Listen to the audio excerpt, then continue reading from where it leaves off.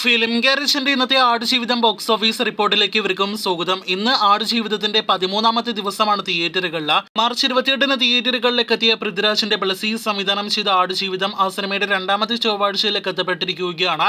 ഇപ്പോഴത്തെ ഇന്നലത്തെ തിങ്കളാഴ്ച ദിവസത്തെ കളക്ഷൻ പോലെ ഇന്ന് ചൊവ്വാഴ്ചയും സിനിമയ്ക്ക് മികച്ചൊരു ഹോൾഡ് തിയേറ്ററുകളിൽ നേടിയെടുക്കാനായിട്ട് കഴിഞ്ഞിരിക്കുകയാണ്. ഇന്നലെ ഇതേ സമയം 1,11,00,000 മുകളിലായിരുന്നു കേരള ട്രാക്കിംഗ് എങ്കിൽ ഇന്നത് 96 ലക്ഷത്തിന് മുകളിലാണ്. അപ്പോൾ ഇന്ന് സിനിമയ്ക്ക് കേരളത്തിൽ 2 കോടിക്കടുത്ത് കേരള ഗ്രോസ് ഉണ്ടാകുമെന്ന് ഉറപ്പാക്കപ്പെട്ടിരിക്കുകയാണ്.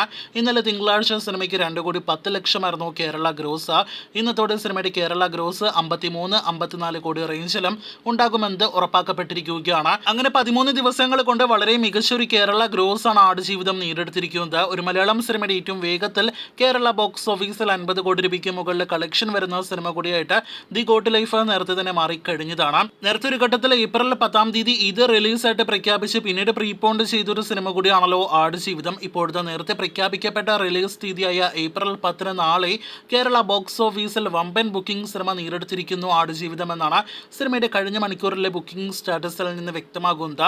നാളെയാണ് പെരുന്നാൾ എന്നൊരു പ്രഖ്യാപനം കൂടി വന്നതോടെ സിനിമയ്ക്ക് 8,000-ൽ പരം ടിക്കറ്റുകളാണ് കഴിഞ്ഞ മണിക്കൂറിൽ മാത്രം വിറ്റഴിക്കപ്പെട്ടിരിക്കുന്നത്.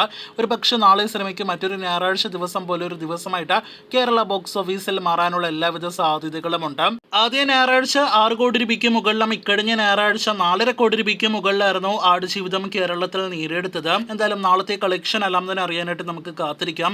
ഇതിനിടയിൽ വേൾഡ് വൈഡ് എസ്റ്റിമേറ്റ് കണക്കുകളിലേക്ക് വരികയാണെങ്കിൽ 13 ദിവസങ്ങൾ കൊണ്ട് സിനിമയുടെ വേൾഡ് വൈഡ് കളക്ഷൻ അങ്ങനെ 120 കോടി രൂപയ്ക്ക് മുകളിലേക്ക് എത്തപ്പെട്ട് കഴിഞ്ഞിരിക്കുന്നു എന്നാണ് ഇപ്പോൾ പ്രേക്ഷകരെ അറിയിക്കാനായിട്ടുള്ളത്. 2ാമത്തെ തിങ്കൾ ചൊവ്വ ദിവസങ്ങളിൽ കേരളത്തിന് പുറത്ത് റെസ്റ്റ് ഓഫ് ഇന്ത്യയിലാണെങ്കിലും ഓവർസീസിലാണെങ്കിലും കളക്ഷനിൽ കാര്യമായ ഇടിവ് സംഭവിച്ചിരിക്കുകയാണ്. അതേസമയം നാളെ ഈദ് മുതലുള്ള ദിവസങ്ങളിൽ വീണ്ടും വമ്പൻ കളക്ഷൻ നാം പ്രതീക്ഷിക്കുന്നു. കാത്തിരിക്കൂ ദി ഗോട്ട് ലൈഫിന്റെ വരും ദിന ബോക്സ് ഓഫീസ് റിപ്പോർട്ടുകൾ അറിയാനായിട്ട്.